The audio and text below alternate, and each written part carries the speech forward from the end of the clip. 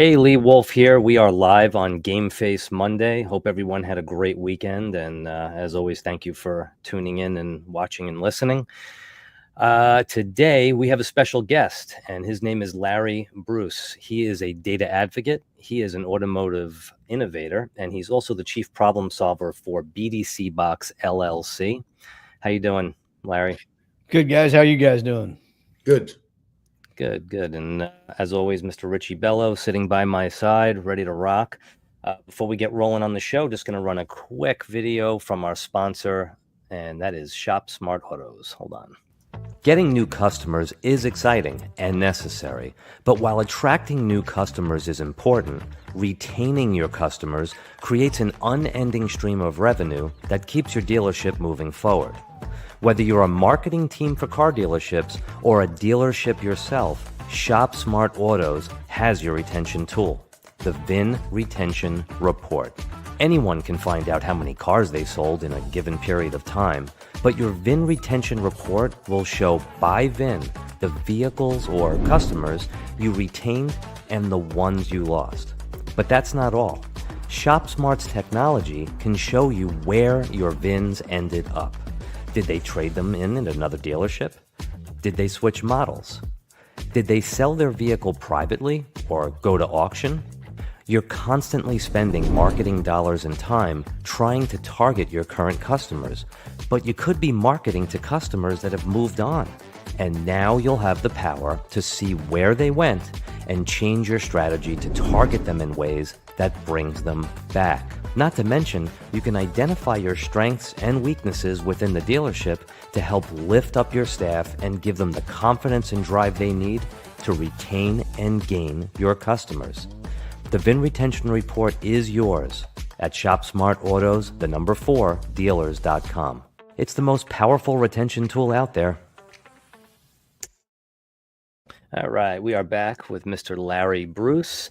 And Larry, tell us a little bit about yourself, where you coming from, and how you got to where you are now.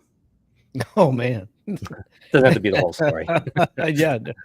God, thank goodness, because being damn near 100, it's a long time. It's a long story. So, I mean, I guess you could sum it up by I started in the car business in late 83, so we'll call it 84.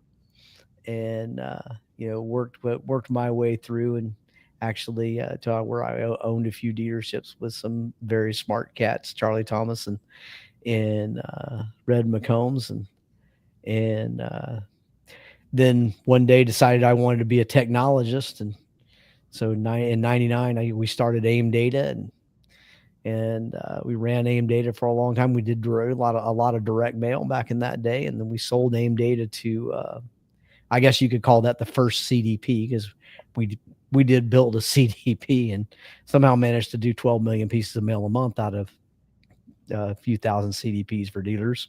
Wow. We called them relational marketing databases at the time.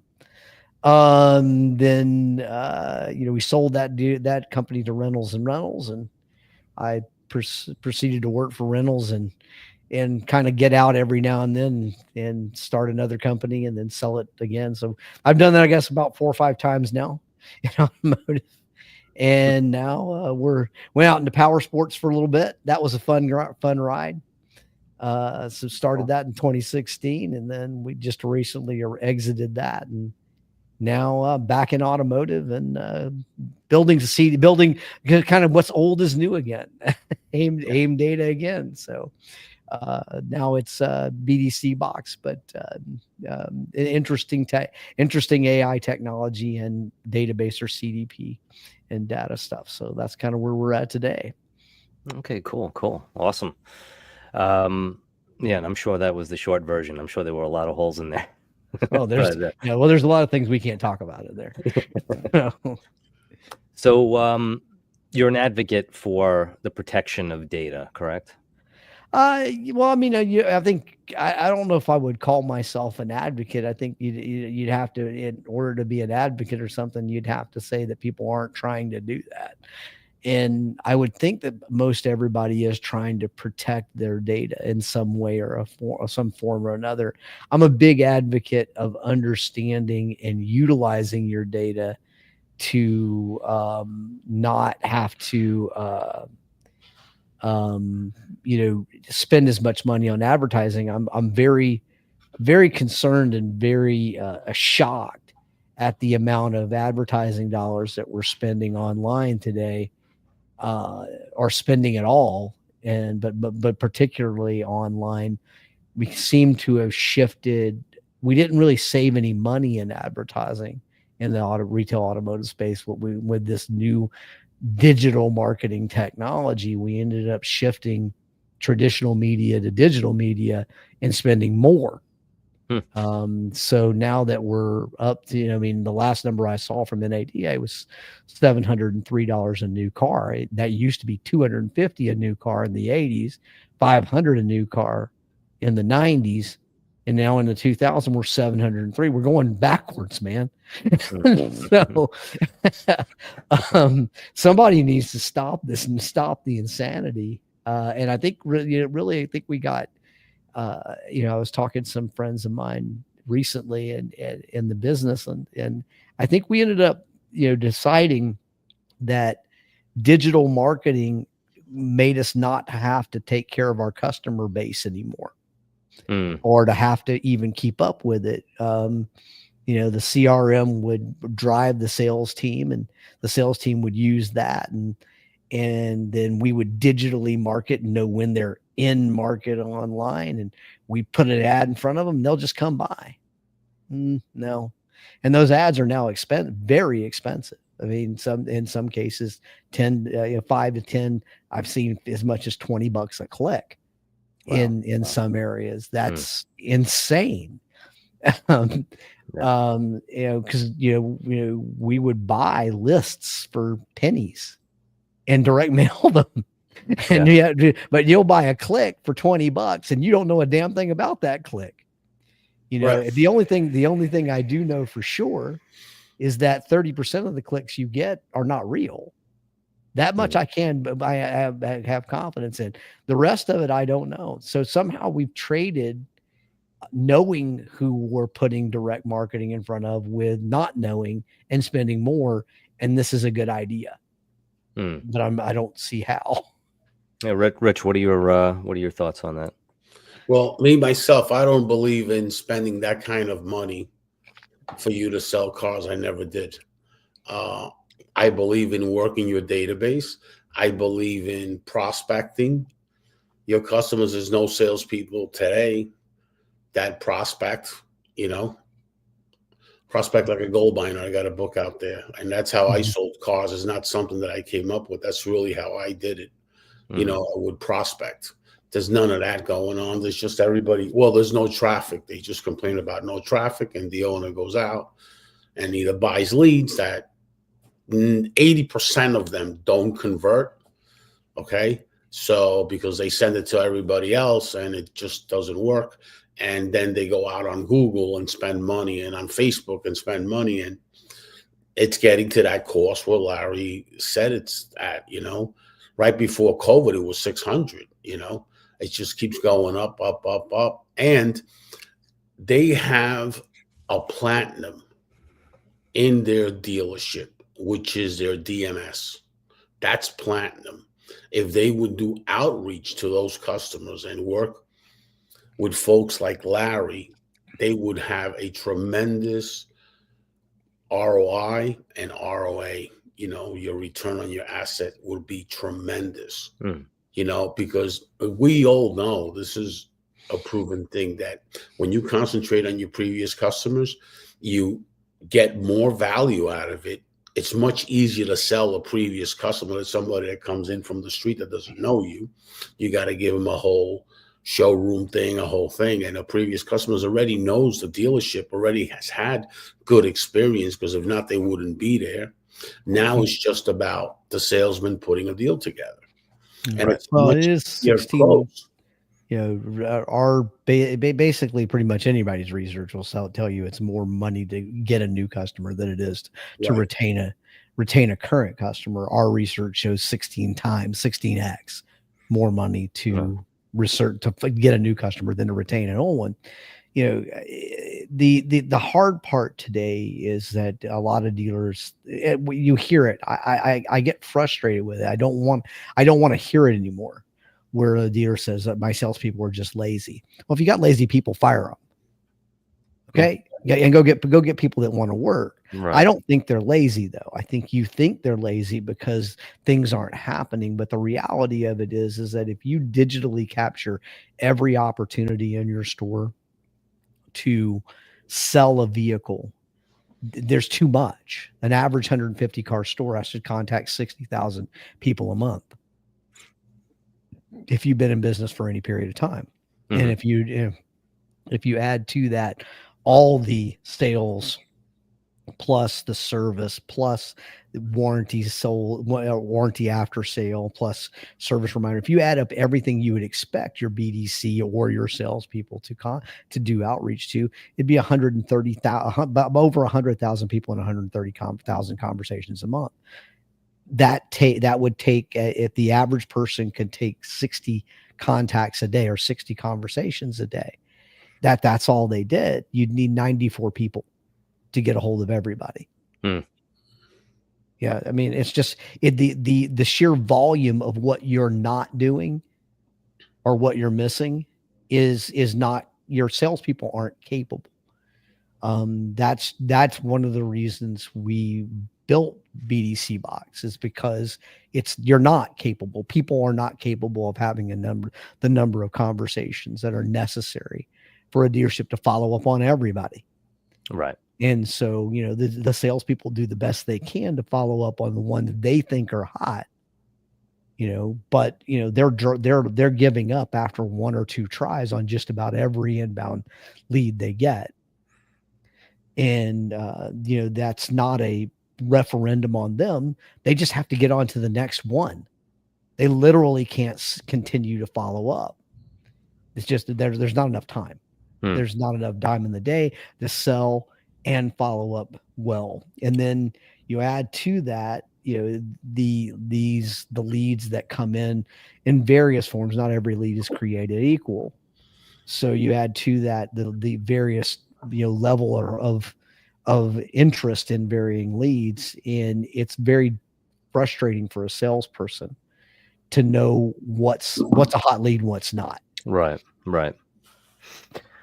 So what is DIA and DIA plus AI? How does that benefit dealers? Well, DIAA is a framework that I came up with literally back in the 90s for AIM data. And it stood for data, information, activation, action. At the time, everybody was screaming data, data, data. Look at all the data. Kind of like they are today, actually. And, you know, data is fine, but it's just a bunch of ones and zeros until somebody takes that data and turns it into information, so that customers and departments and things can be activated on it and someone takes action. It takes all four to make data valuable: data, information, activation, and action to make data valuable. And if you don't have all four, it's not valuable. It's just a glob of data sitting there doing nothing. Right. Which is, well, a lot of dealers have a glob of data sitting there doing nothing. You know, then, you know, so I've operated every application I've ever built for automotive on this framework, that the data is important, but the data plus information, activation, and action is the only thing to make it useful. Along comes AI, or generative AI now, and you really can't. I think a lot of dealers are finding out you can't run generative AI, or you can't run AI in your store really without that DIAA framework and a CDP, or a relational marketing database, whatever you want to call it. You can't do they have to come together. And you know that you got a lot of guys trying to do that without it, a CDP, and it's not working, and they're just disappointed. Right. And you know, if you're one of those providers out there who are vendors who are providing and are running a chat GPT in the background, and please stop. You're making my job hard. Mhm. you know, because your unfortunately, our dealer brethren, if one guy's application doesn't work with AI, they all don't work. And that's not true. The guys just didn't understand that, a pretty message doesn't get the job done. A contextual message and autonomy, that's what gets the job done. I don't need to faster write a pretty message, or even I don't need to write a pretty message at all. You're allowing a salesperson to do something pretty that they're not doing at all, and they're not doing it because they can't. Right. Unless you're going to automate with AI, get out of AI. Mhm.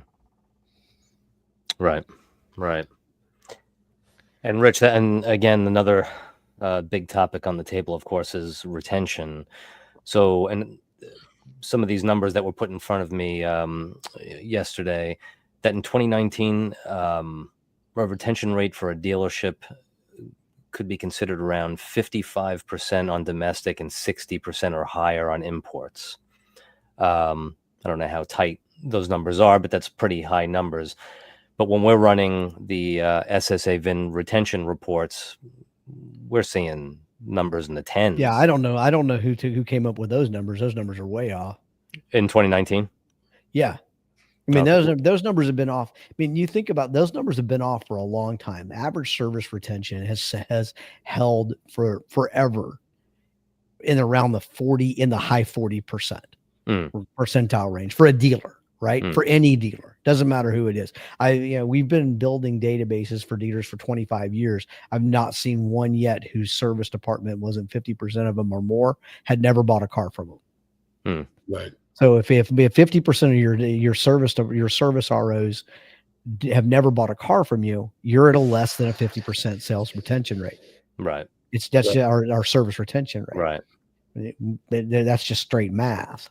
And it doesn't matter whether you're domestic or import. But the real problem is that's measuring retention based upon the number of people that service with you that bought. And that's not retention. Real retention is how many times did you sell a customer the next car and the next car and the next car, right? Retaining them in service is almost to some degree a given, in that you're the only one that can service a Chevrolet F-150 or a Chevrolet Silverado or Ford F-150 now. They're not taking that to their local garage. When the service retention was first defined way back in the health 60s and 50s and 60s, right? Probably 70s is where it got really big. Anyone could work on a vehicle. You could take it to independent shops and they could work on it. Right. Today you can't. Right. So your service retention, and then if you are going to measure any level of service retention, you have to measure it from a standpoint of success. You have to measure it after the manufacturer's warranty ends. How many of those do you hold on to? You get to there, you're going to see your drops to the 20s and low teens, the high or mid teens to 20%. Right. The dealers holding on to those records or those customers, excuse me. So, the thing that drives me nuts about this industry is we love feel good metrics. We like to walk into our 20 groups. Look what I'm doing, man. Look, I appreciate that. If that makes you feel good, that's great. What makes me feel good is a big bank account.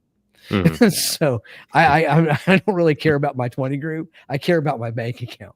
Yeah. So, so at the end of the day, if you're these feel good metrics are trying to twist the numbers into making it sound better than it is silly. Just face the facts. Because the reality is that it's easy to fix. They just want you to they want some communication after the sale. Yeah. That's all. It's not hard. We used to do it a lot.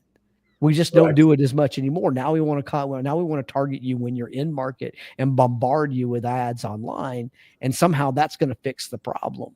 Well, you're not the only one doing it, man. And it's not even the car business isn't the only one doing it. That guy gets online and you start bombarding him with ads because when he's in the market online, because you're tracking his cookies and watching his TCP IP over broadband and all this nonsense you're pulling.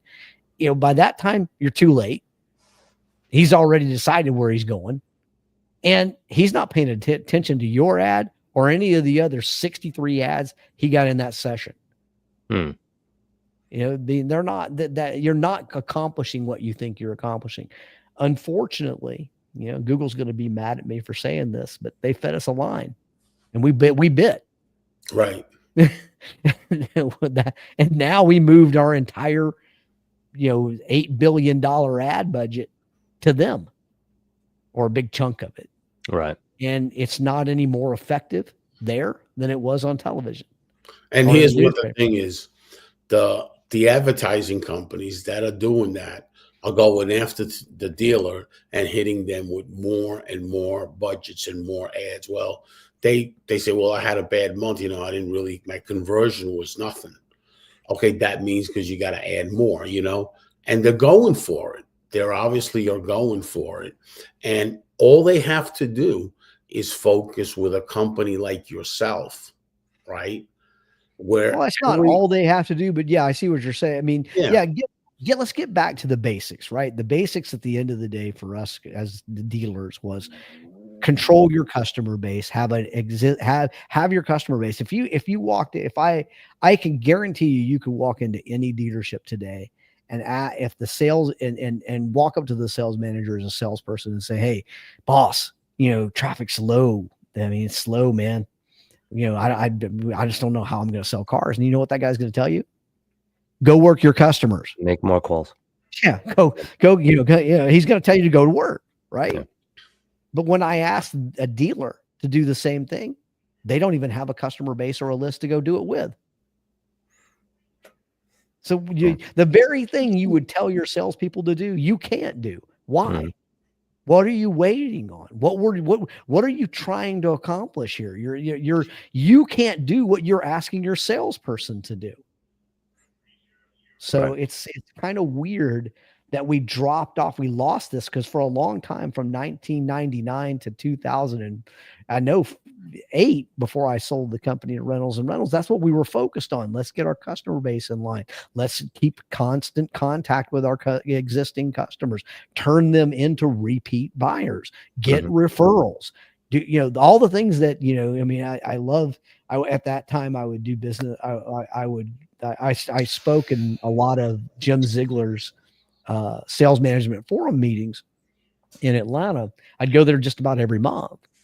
And I love that line that Jimmy has is, we used to do that. Well, did it used to work? Yeah.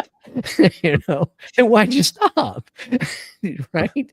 And so many times that you'd hear that from a sales manager in one of those forums meetings. Well, we used to do that. Well, he'd always say, well, did it used to work?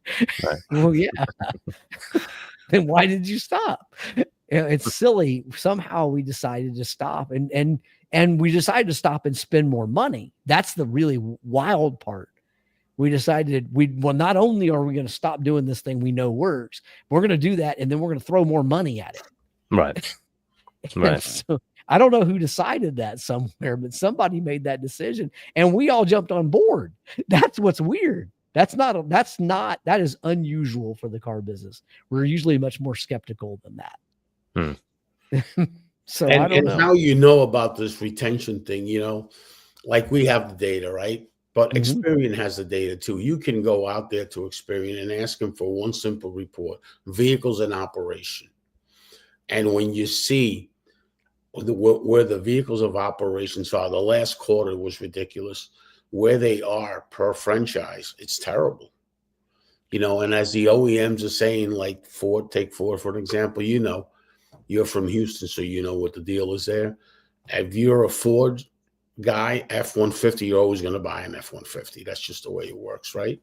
And they got a great retention as the OEM sector, but it's the dealerships, they're all shotgun all over the place. That's because of the online ads, because everybody's always reaching out to customers and grabbing them, and giving them some offer or something. So it's like the vehicle, I would be concerned as a dealer about my sales retention, yes, but I will be more concerned about vehicles in operation because that is my bank account.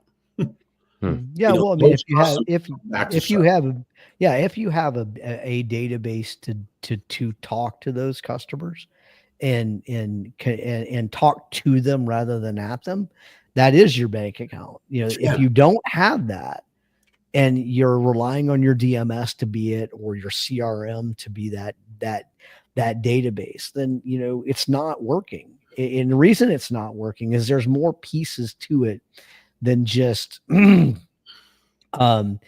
throwing a bunch of customers in a CRM or going and getting or even your data sitting in your DMS. It's your customer data sitting in your DMS is useless to AI. It's useless to any kind of market. It's great for counting the money, and we damn sure need to count the money. But to make you more money, it's not going to help you much. So it's got to get out, right? And then your CRM, that data is got to layer in with it because some of those people bought and some of them didn't. But then all that data has to get cleaned up. The hygiene on a database, it happens every day for us. But it's CAS certification, it's NCOA, it's email validation, it's mobile validation, it's mobile append and email append. It's doing, we call it VIN title transfer, checking does the customer still own that vehicle. This happens every single day on every single record, all the time, never stops. And I think this is one of the places where dealers fell short because they didn't want to keep this process up. It's not, I mean, it's something that has to be, it's like shaving. You got to do it like a little bit every day. Otherwise you're going to grow a beard. Right. So and that may be okay for you, but hairy data is not good. Hairy face, probably okay for some people. Hairy data, not as much. Yeah. So you don't want hairy data. But that hygiene process has to constantly be going on. And then the data's got to get organized. You can't just have a glob of data that's clean. You got to have it organized. You got to know something about it. It's got to be segmented. Leases coming due, purchases coming due, purchase term completed, existing service customers who didn't buy from the store, service reminders, people who bought warranties but didn't buy a warranty at the time. All these segments have to be created and then to talk to customers. Right. And I think we didn't want to put the time in to figure it out, or we didn't figure it out, or didn't even know, but we know now. I mean, these are things that are being done daily. We do a lot of them. It can be done, and it can be automated now. It's no longer an email blast where if you're e-blasting or most of the time, if you're sending anything out of your CRM, it's not making it to where you want it to go. That's another reason why we decided to, as a dealer body, I'm sure we decided to stop, as we had to keep up with, how do I keep my email addresses whitelisted? How do I keep from getting blocked and spammed and thrown into the promotional tab? And how do I do all that stuff? I mean, that's a lot to keep up with, on top of a marketing department, on top of a sales department, on top of a service department, on top of a used car department, on top of a accounting department, on top of, Jesus Christ, of a body shop. You ever tried to manage a body shop, dude? It's crazy. That I don't know how you go from zero money to 200 grand in gross in a day, but it happens. So all of these departments that a dealership has to manage, it's hard because in the old days, before all this digital nonsense, we went to our ad agency and we wrote a check and said, make people show up on my showroom. And it was literally that easy. Yeah. Right. Today, it's like, well, are we getting our click-through rates right? What's our conversion rate? Are we TCP/IPing over broadband? What about the social media? Did we do any content marketing on our blog? Oh my God. Yeah. I'm sure as a dealer, you just want to stick a gun in your mouth. I don't blame you. I mean, it would drive me nuts. Yeah. Especially the old dealers, the ones that were around, yeah, when it was that simple, right. It was pretty simple. Right. But then you have all these guys that sprung up, right? And this guy did a little bit of this, and he had a really cool report that showed this, and this guy did this part of it, and we took what was radio, TV, newspaper, 3 silos, and we created 30 silos and a whole another department we had to build. And then we weren't done, or we weren't, hurting enough. We needed more pain. So we added the BDC to it too. So we created a marketing department and a BDC department. And if that wasn't enough, now we want to add more. So we're going to add the vehicle acquisition department too. So now I've got 3 additional departments I need to staff, manage, and maintain, because I'm a sadist. I just don't have enough. Love that pain. It's scary. Yeah. I mean, if I was running a dealer today, it's like, we used to just have the sales department, the service department, the parts, and the body shop, but now we've got all of this. So it's literally 9 different departments for a dealer today. And it's hard. But it doesn't have to be that hard. The hard parts are when, you get all these guys who come into the industry, and there's a lot of non-automotive people who showed up in our industry from 2000 on, who basically, I'm sure they all have decent and good products. I don't need a one product specialization. What I need is, realistically, what the dealers need to understand is that there is only one strategy today that you should be looking at. And that is your top line, whatever your top line marketing is. And that top line marketing, I mean by, basically spray and pray marketing, because it's all spray and pray. TV, radio, newspaper, online, digital, PPC, all these things that drive leads. It is cost per lead. I don't care about your clicks, don't care about your impressions, don't care about how much money did I spend with you? How many leads did I get? Right. Okay. And then what's the engagement of those leads? How many did we actually have a conversation with? Mm-hmm. Right. That's the only thing that matters. The clicks and the views and the this and the that and it doesn't matter, because I don't know about you, but I tried to pay a bill one time with clicks. It didn't work out. I gave it a shot. I tried to sell a car. It didn't work. I gave it a fair shot, but it didn't work. I mean, the fact of the matter is, if I don't have a name, an email address, or a mobile number, I can't converse with you to sell a car. And if I can't converse with you, I can't sell you a car, period. That's it. Right. Mm-hmm. So I get that. Now, once I get it down here, it's got value, right? It's a name and it's an email address. And as long as that email address is deliverable, it has value. Some more than others, but eventually you can move once you get it down here into your follow-up bin, you can follow that up as long as you need to, very inexpensively, to turn that into a sale. But that CDP of customers has to constantly be churned to get the sales out of it. Constantly have conversations with them, right? And that's what salespeople don't like. I didn't come here to get on the phone and talk. I didn't come here to send emails. I didn't come here to send text messages. I came here to meet people on the floor and shake their hand and sell them a car. Yeah. I mean, even today, the guys who are in it today know that they all want that, because the person in front of them is the only person that they can make money on, and they got to make money today. Yeah. So they're not farmers. They are definitely hunters.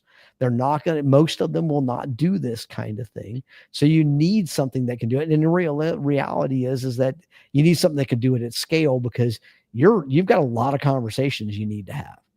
Right.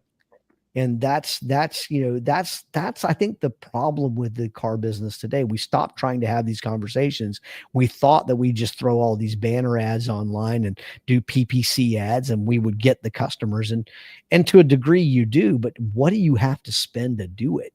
Right. And that's the problem. it's too much. Yeah. It's more than hell. It's probably more than TV now. And hell, TV's so damn fragmented. When when we used to do it, there were 3 stations, not 300. Right. Right. Right. When we used to do it, there were 3 advertising mediums, not 30. Yeah. So Yeah. it just got real interesting. But the only thing that hasn't changed is that no matter what you do in all this, there will be a conversation had with somebody before you have a car, before you sell a car. That Right. has not changed in 100 years and won't Right. change 100 years from now. You will have a conversation with somebody before they buy a car. Yeah. Yeah. Carvana figured that out. They started having conversations. Yeah. Right. And they started selling more cars.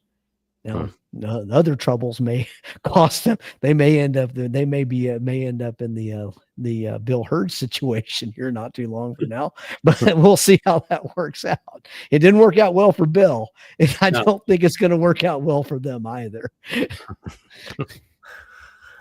Well, anything Larry, else? let me ask you a question, right? Yeah. If I have a store, right, that my Mhm. retention's really low, Mhm. I look at the VIN report that ShopSmart gives us. My Mhm. retention's really low. I send that out to you.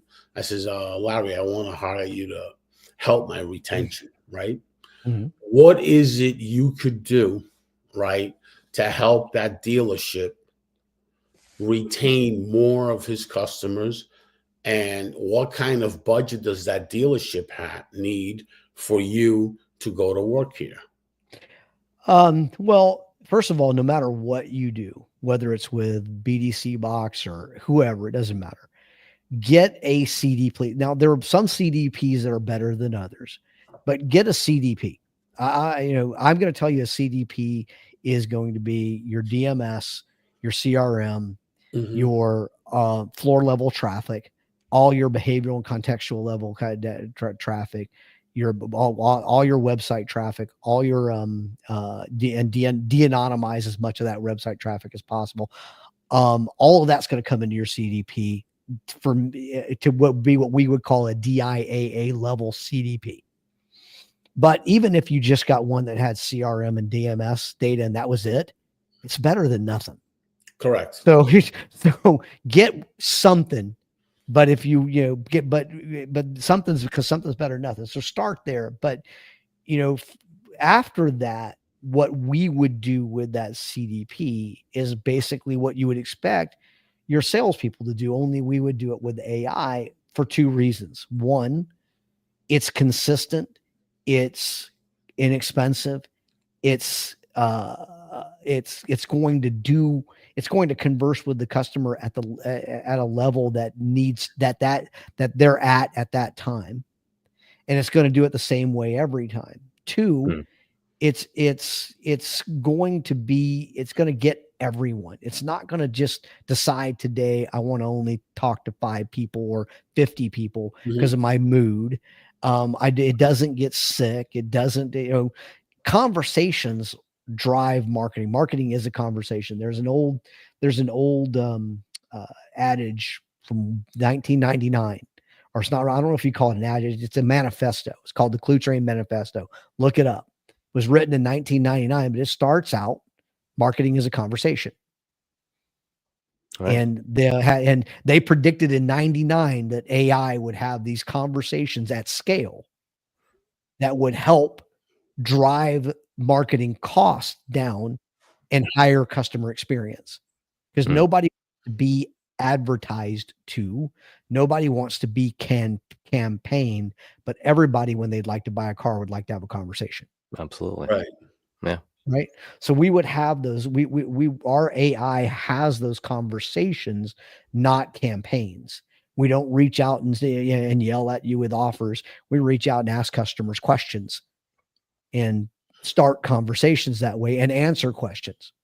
And so we didn't look at AI as this campaign tool. We looked at AI as a way to have conversations with customers. Ask them, are you in the market? What do you want to buy? Do we have it? How much is it going to cost? For anyone watching this program, realize that the idiot that stuck Chat GPT on a chat window and allowed it to sell a car, allowed it to make the negotiations. If they never allowed it to talk price with the customer or talk about or negotiate with the customer, it would have never done that. Mm-hmm.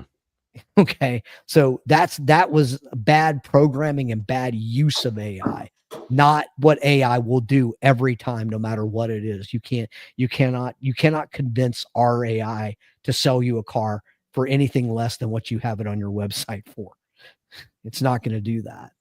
But we would have these conversations, but it wouldn't just be, it would be around, resell, lead nurturing, post sell, no sell, and service. And the budgets are, you got to get your budget's good. Your biggest upfront expense is going to be in the build of the CDP. But it has to be, if you are, like I said, when you get a CDP, even if it's CRM and DMS data only, it has to be hygiened every day. If you're talking to somebody who's building a CDP, they're not going to hygiene it every day and show you that it's being hygiened. Don't just tell you, Right. Show you it's being hygiened. Don't buy it. Mm-hmm. Right. And then in that hygiene, you really gotta press for making sure they still own and maintain the vehicle. Right. Right. Check that against DMV, make sure they still own.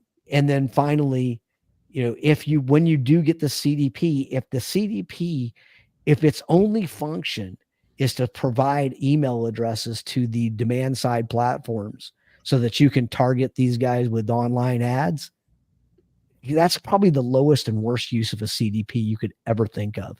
Mm-hmm. At least you have your existing customer base. I've seen dealerships get anywhere from $5 million extra for their store because they have a good, solid, engaged database. Right. When I buy your business, I'm buying your customers. I'm not buying your brick mortar. The brick mortar, the land, they all mean something, but the inventory doesn't mean a damn thing to me because I want it gone, sold.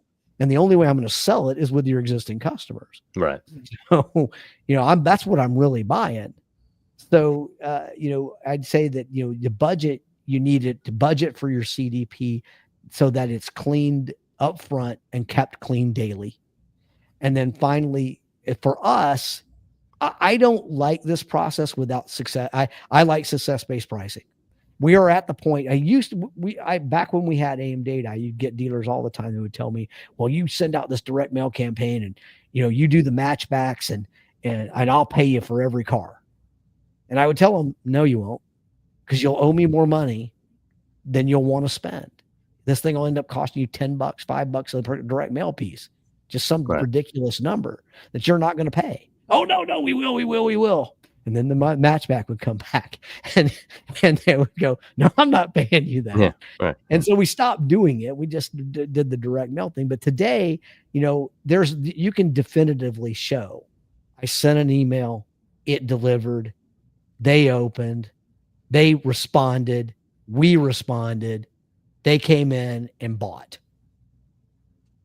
Right. That's $150 to us. We get paid just like your salespeople do, on commission. Right. I help you sell a car. You pay me $150. And then that's the only fair way to do it. So if you're buying any advertising, there's got to be some success-based performance tied to this. I think that's another place we missed it. We just started paying everybody $2,000 a month, no matter what kind of performance they provided, and nobody was held accountable for any type of success. But if you hire a sales guy, the only way you're going to pay him is on commission. Right. So why would you hire a marketing person that on anything less than commission? It doesn't make sense. Right. And especially today when you can track everything. So that's how we get paid. I strongly recommend to anyone out there who's looking at doing anything AI related, do it on success base. If they're really that confident in their AI, they'll do it. If they're not, they won't.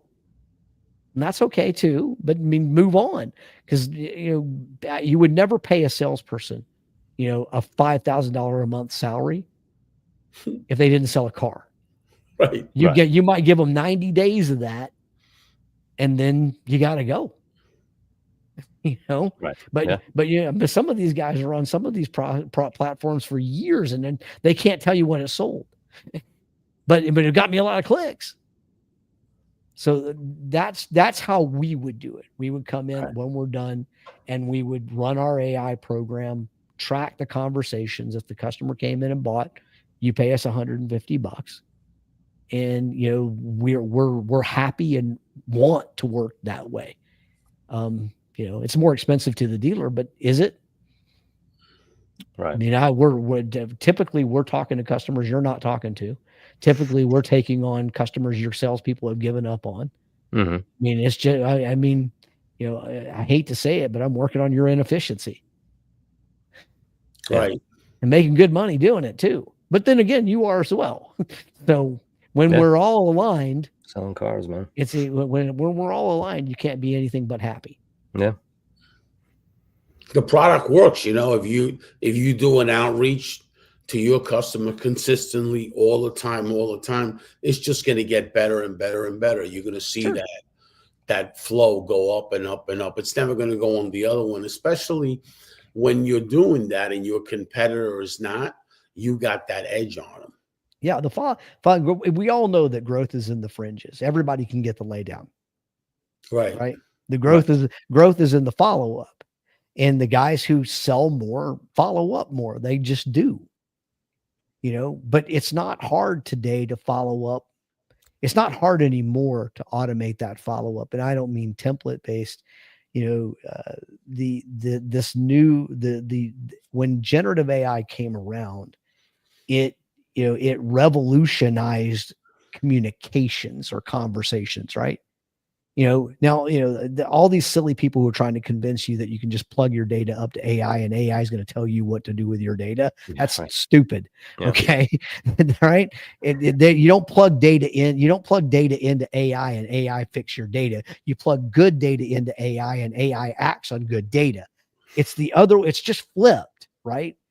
And so the idea that somehow magically you're going to use AI to give you some insights into the data in your customer base that's going to have you make better decisions with inventory, have you AI is not going to do that. It's not that smart.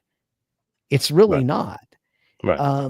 But there's a lot of guys right now trying to convince dealers that AI is something above marketing, that they kind of look down on marketing with AI.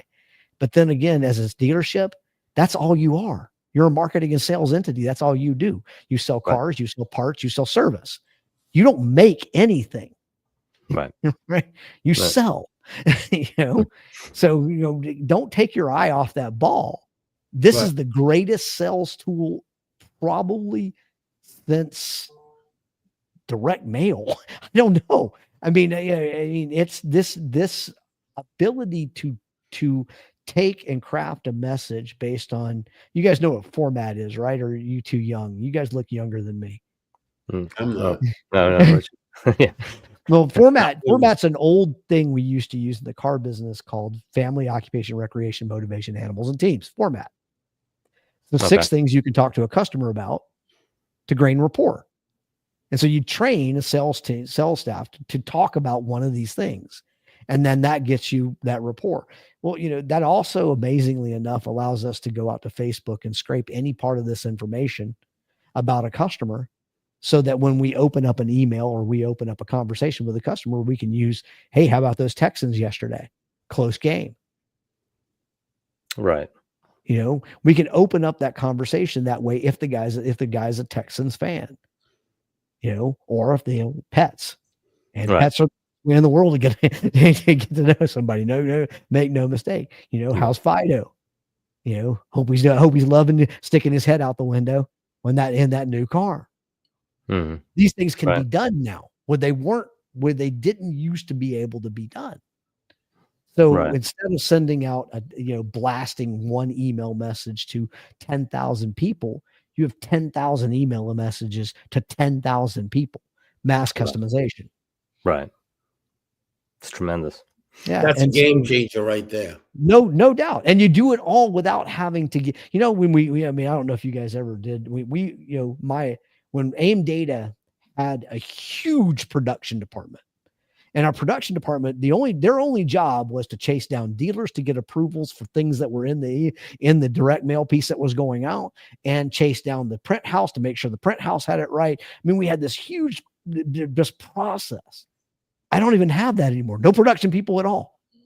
Right. The AI just creates the message, and nobody has to check anybody with anybody to generate the message, because we're not making an offer as much as we are asking a question. Right. Are you ready to buy a vehicle? And it's funny because if you wait till this guy gets online and has decided to go start shopping, you're too late.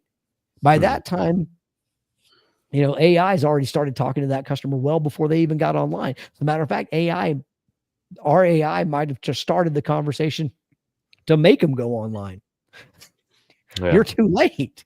You don't want to be the guy, not anymore. You don't want to be the third guy anymore. You got to be the first guy. Back in the day, you wanted to be the third dealership they visited, Right. because that was the last one they were going to buy at.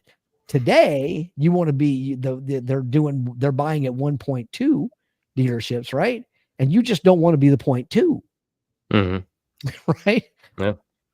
So now I've got to if you're in my store, I got to close you. But I've got to get you to my store first, because they're eliminating online. There's no doubt that customers go online, customers call you, customers talk, they converse with you, not to include you, but to exclude you from the list of dealerships they're expecting to buy from. So every time you hand it over to a salesperson, you're putting the exclusion in their hands. I'd rather have it in the hands of AI, to be quite honest with you. Yeah. It's a lot less likely to say something to get me excluded. Yeah. by a long shot. It's scary how that is, but it's not, but it is true, because it doesn't take much, right? No. So, that I think that's where I would recommend a dealer start there. And until you own your customer, your area, and you have all the customers in a CDP in your area, and you've got a great conversations going with all of them, you don't need to go outside to the rest of this nonsense. There's until you've saturated your existing customer base, or your PMA, or primary marketing area, until you've done that, why are you on all these other places spending money? I mean, it takes $5 for every dollar to get back $5 in gross profit to get back every dollar in net profit. And every dollar in net profit is coming right out of your ad budget. So every dollar you can take out of your ad budget goes straight to your bottom line, right? So it's like $5 of gross profit. That's what Charlie used to say, right? He hated advertising. Hated it because it cost money right off the bottom line. It didn't come out of anything else but his pocket. Right. And that's pretty much every dealer. Right. Right. Yeah. At the end of the day, that money comes out of your pocket. So if your current marketing program isn't getting you a 500% return on investment, you're losing money. Right. Right. And even then, if they're getting you 500, you're barely breaking even. Right. Right. So at the end of the day, when I get right down to it, if I'm going to pay somebody $150 a car to help me get people in the door, that's worth doing. We do that all day long.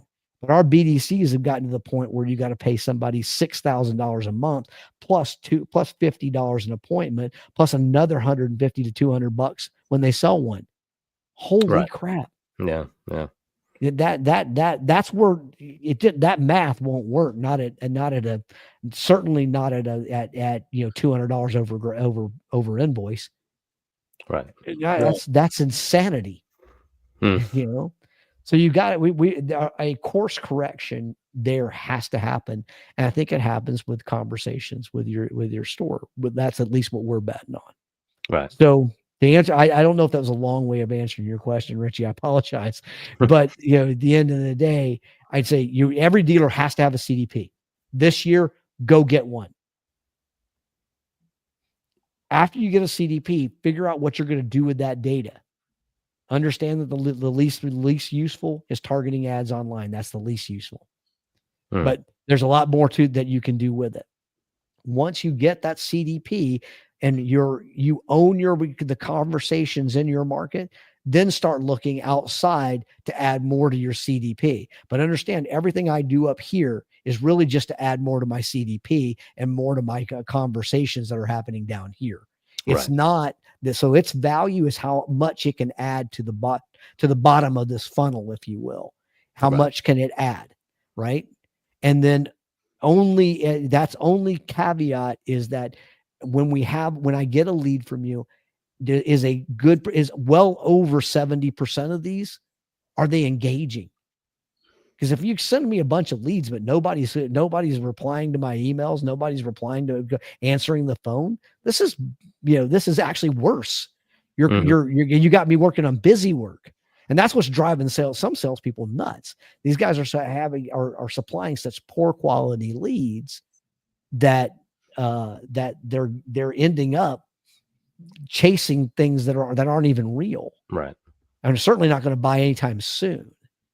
And it frustrates salespeople, and they decide not to follow up on leads. Do you remember? You guys remember Delix? No, probably not. This was the audio. I'm sure you remember Delix. Yeah, Delix. Yeah. Yeah, that was a third party lead provider back in the day. Sold to I think it was CDK for a lot of money. So they sold to somebody for a lot of money. Yeah, they did. It was CDK. It was ADP and then CDK. Yeah, CDK, and then that was they came after AutoBytel. Right.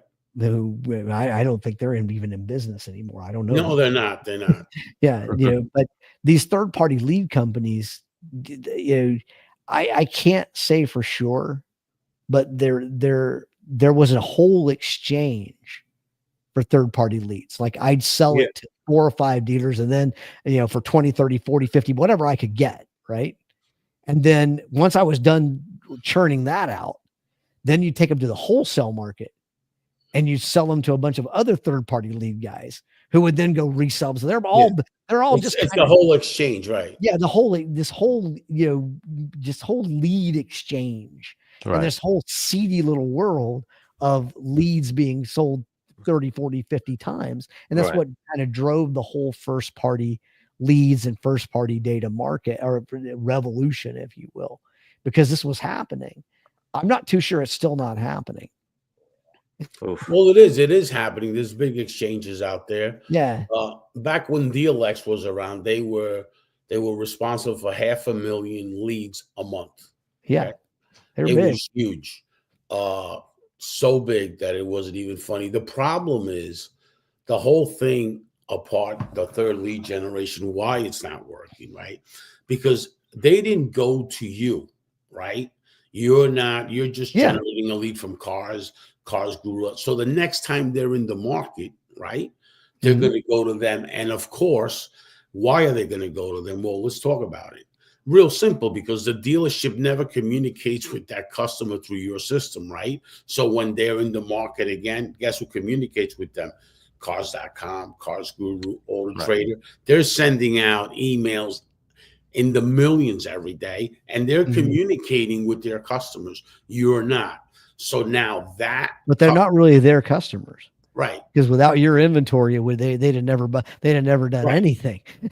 Right. So now the dealership gave that control to these third-party lead generation companies, right? And that's why their retention is like that. That's why everything is like that, because the next time they're in the market, that's where they're going to go. You've been around the car business a long time. You remember that loyalty program that if you leased a car or you bought a car, you had the registration. You showed the registration, they would waive you the security deposit and all this shit.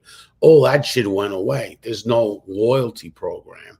right? Like there was, right? And all that stuff went away. So this thing is getting, and you can tell that they're doing the wrong things by delivering a car. You mean to tell me it's going to cost me $705?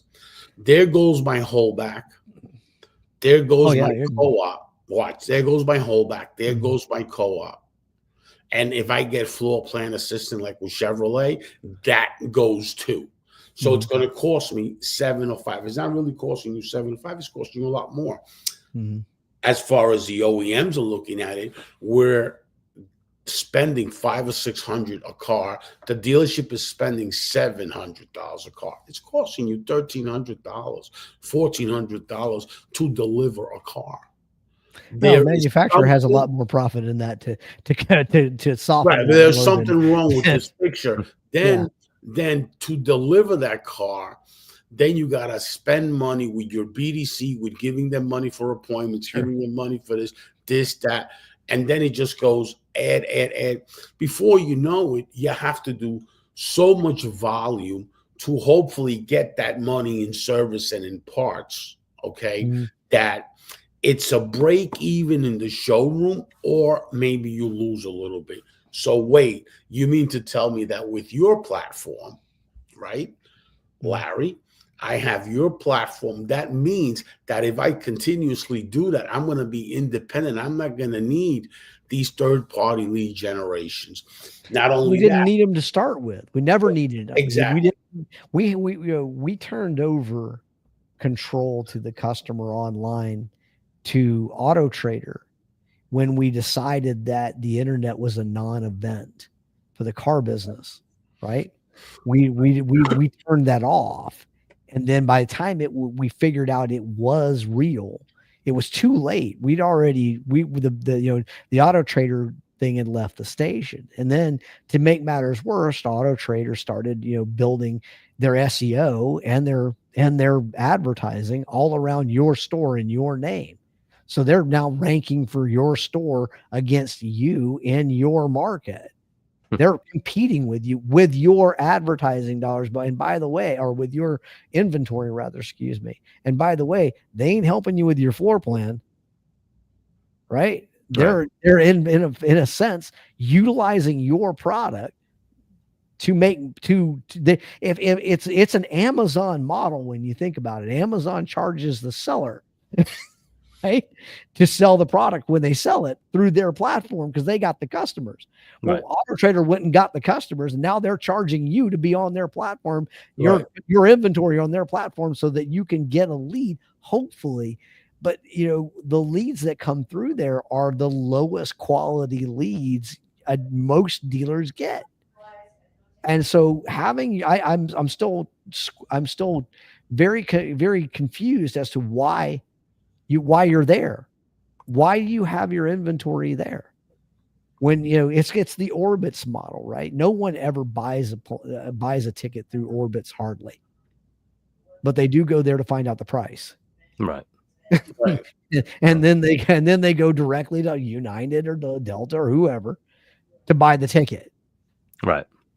That's what's happening with Auto Trader, Cars.com, Car Gurus, all of these guys. They're at the end of the day, they are simply a place where your inventory is being shopped against other inventory. And so I have an idea of what the price is going to be when I go to buy one. And I'm coming to my local store because I'm not going, for the most part, cross country to do it. Right. Used to be when I did business with Texas Direct Auto, they would come there. There'd be a lot of people that come fly into Texas and pick up a vehicle and drive back.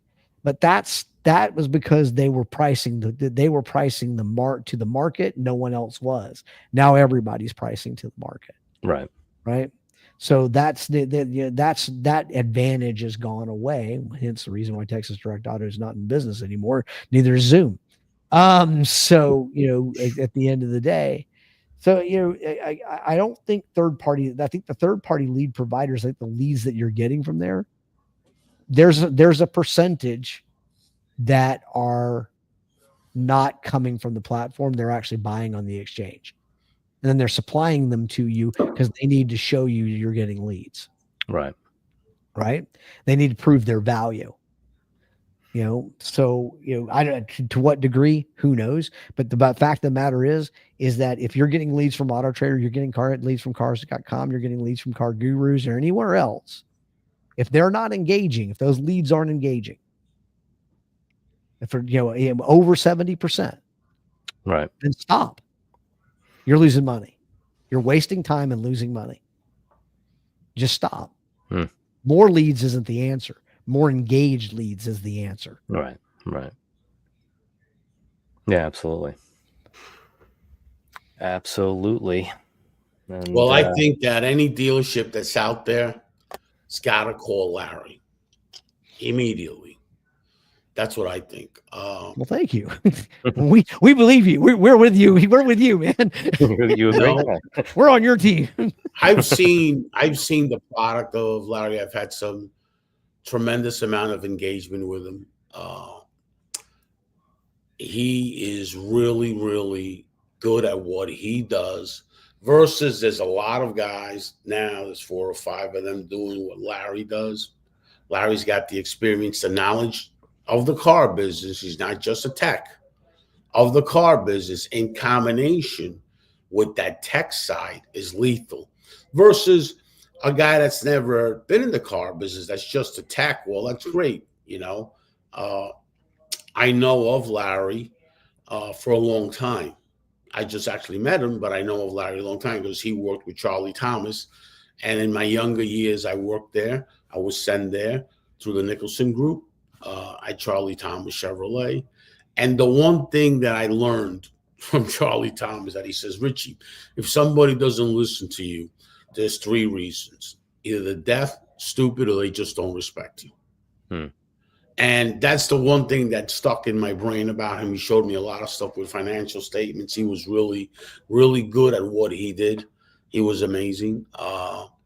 And he comes from that side of it and really, really successful as it could be. He's good at what he does. Larry is really, really good. And just the conversations we had a weekend where we talked back and forth a few times. I had visitors and all that, and I kept talking to him as my visitors were here because the conversation was so good about it. You know what I mean? That me looking at the reports, me looking at where the problems to the dealers are, Larry's a perfect integration platform, perfect. Okay, start getting me more. Get Larry to bring your cost of advertising down, your cost per acquisition down. And not only is he going to bring the cost of acquisition, we all know that when you bring in a repeat customer, your profits are going to be better and you're going to have an easier sale. And man, the BDC thing, that's really getting expensive to dealers, Even some virtual BDCs are getting expensive too.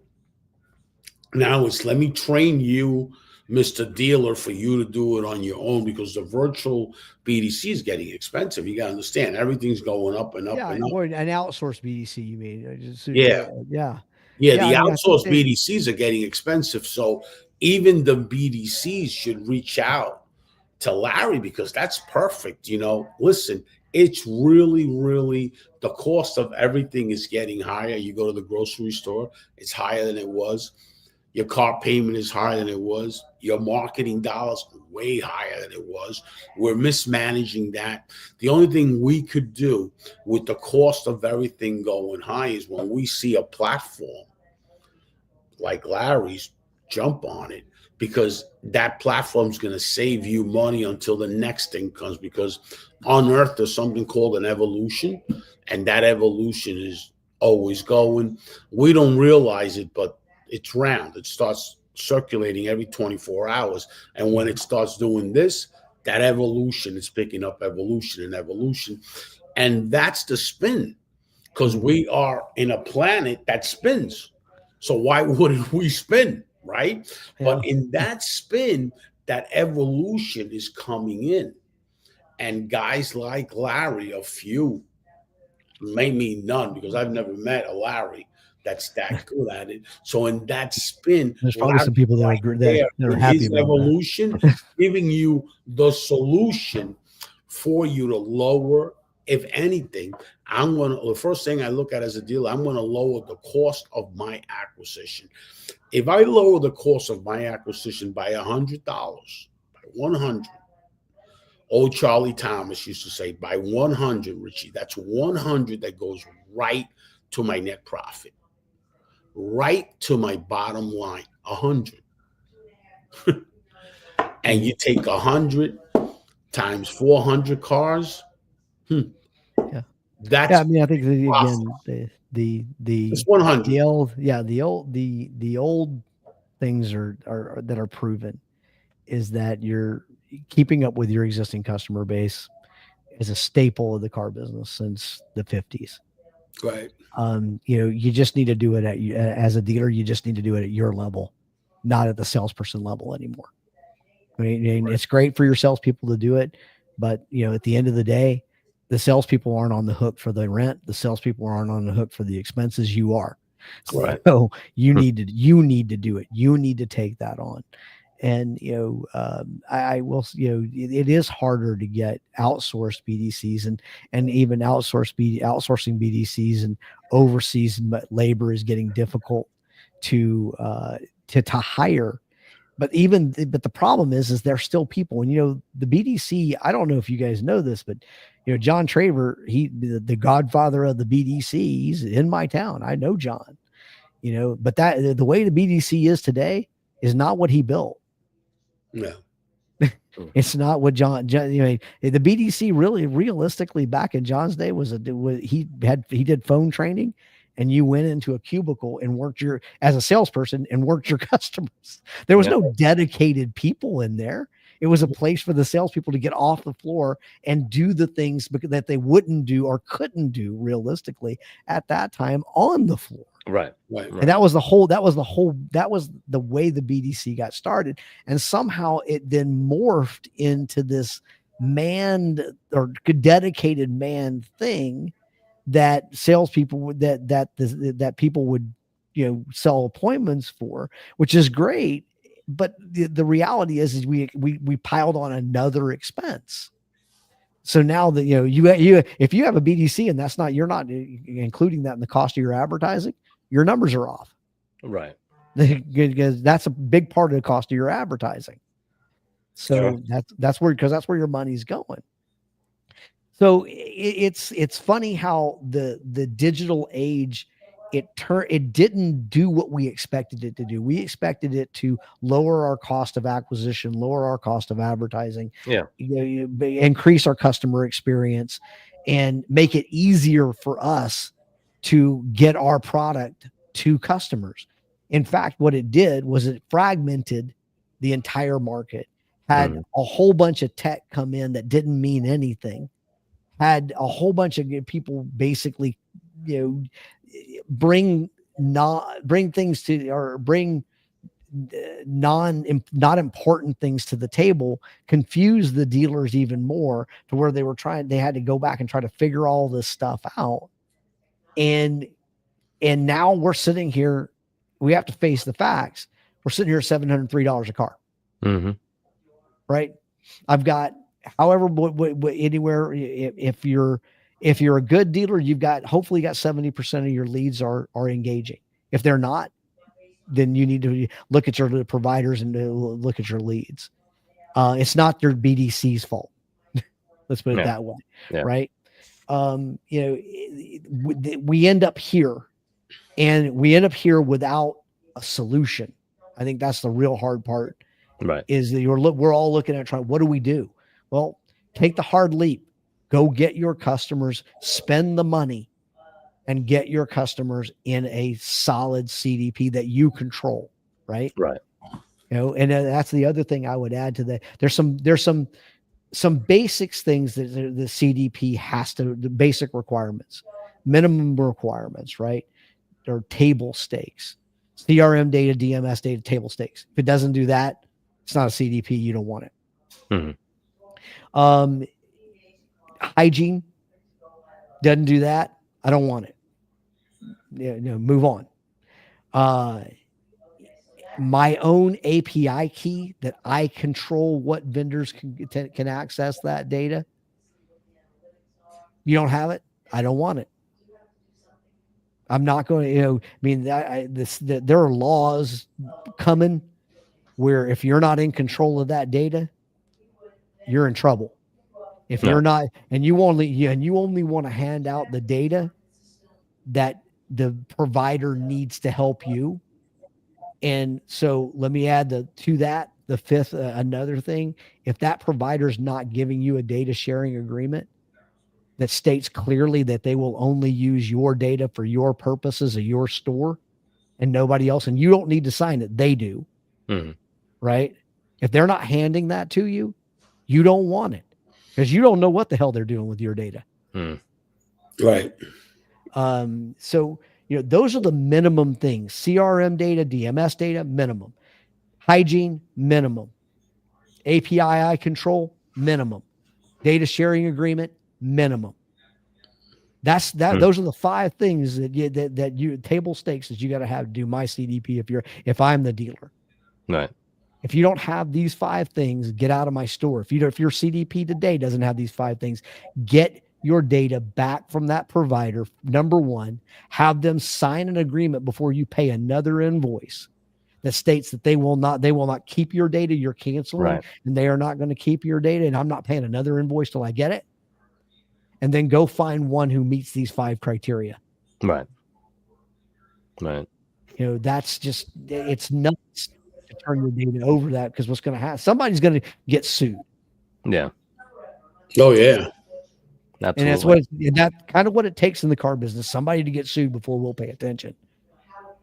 And I'm talking about a big one. I'm not talking about, we've had some good sized lawsuits, but it hadn't come down the way it's going to at some point. Right. All right. Well, Mr. Larry Bruce, bdcbox.com. Check him out. And want to thank you very much for being on the show today. Well, thanks for having me, guys. Yeah, absolutely. Thank you, Larry. Yep. And just as a side note, again, Richie's 4th book, Let Data Take the Wheel, is on Amazon. It's a little blurred out there. And every penny over cost is going to our veterans to help prevent suicide. So it's a great cause, and recommend you take a look. Filled with lots of data, as was our guest today. Thanks for sharing again with us today, Larry. And other than that, thanks to everyone out there for listening and watching, and we will see you again next week. Thanks all. Thank you, guys. All right. Have a good one.